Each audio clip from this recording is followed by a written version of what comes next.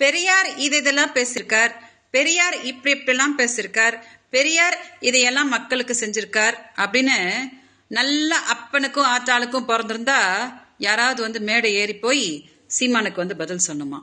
சீமான் சொல்லுவாங்க, சீமான் தமிழ்நாட்டில் எல்லாரும் நல்ல அப்பனும் ஆத்தாளுக்கும் தான் பிறந்திருக்கிறாங்க. எல்லாருக்கும் என்ன சந்தேகம் தெரியுமா? நீங்க நல்ல அப்பனும் ஆத்தாளுக்கும் பிறந்துக்கிறீங்களான்றதுதான் எல்லாருக்குமே ரொம்ப சந்தேகமா இருக்கு. ஏன் தெரியுமா? பெரியார் யாருன்னே உங்களுக்கு தெரியாதா? அப்படியா? சரி சரி, அவர் யாரு, தமிழ்நாட்டுக்கு அவர் என்னெல்லாம் பண்ணாரு அப்படின்னு பெரியாரிஸ்டுங்க வந்து உங்களுக்கு சொல்லுவாங்க, சரியா? அப்புறம் திராவிட மாடல்ன்றது வந்து திருட்டு மாடலா? சரி, இப்ப நான் உங்ககிட்ட ஒரே ஒரு கேள்வி கேட்கிறேன் சீமான், நானும் நீங்க கேட்ட மாதிரியே கேட்கிறேன், சரியா?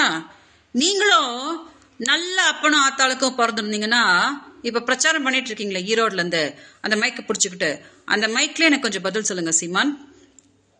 நான் உங்க பொண்டாட்டி தானே, நீங்க தானே போன வருஷம் வந்தீங்க, நான் மாசம் மாசம் 50,000 ரூபாய் கொடுத்துடுறேன், திமுக காரங்க முன்னாடிலாம் என்னைய வந்து மானத்தை வாங்காத அப்படின்னு சொல்லிட்டு மார்ச்ல இருந்து ஆகஸ்ட் வரைக்கும் நீங்க தானே என்னோட வங்கியில் 50,000 ரூபாய்லாம் போட்டீங்க. அப்புறம் நீங்க பண்ண டார்ச்சரை தாங்க முடியாம தானே நான் வந்து கம்ப்ளைண்ட் கொடுத்தேன். கம்ப்ளைண்ட் கொடுக்க வந்தா ஆமா அவ என் பொண்டாட்டி தான், நான் பண்ண டார்ச்சர் தாங்க முடியாம தான் வந்து கம்ப்ளைண்ட் கொடுத்தா அப்படின்னு சொல்லாம உங்க பொண்டாட்டியான என்னையவே திமுக கூட கோர்த்து விட்டு மேடை மேடையா போய் வந்து திமுக கார வந்து அவளை கூட்டிட்டு வந்திருக்கான் அப்படின்னு ஒரு கேவல பிடிச்ச ஒரு வேலையை பண்ணீங்களே. நீங்க நல்ல அப்பனும் ஆத்தாளுக்கும் பிறந்திருக்கிறீங்களா? அப்புறம் என்ன சொன்னீங்க?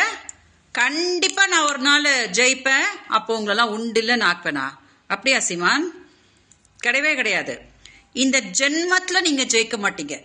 என்னோட சாபம் உங்களை ஜெயிக்கவே விடாது.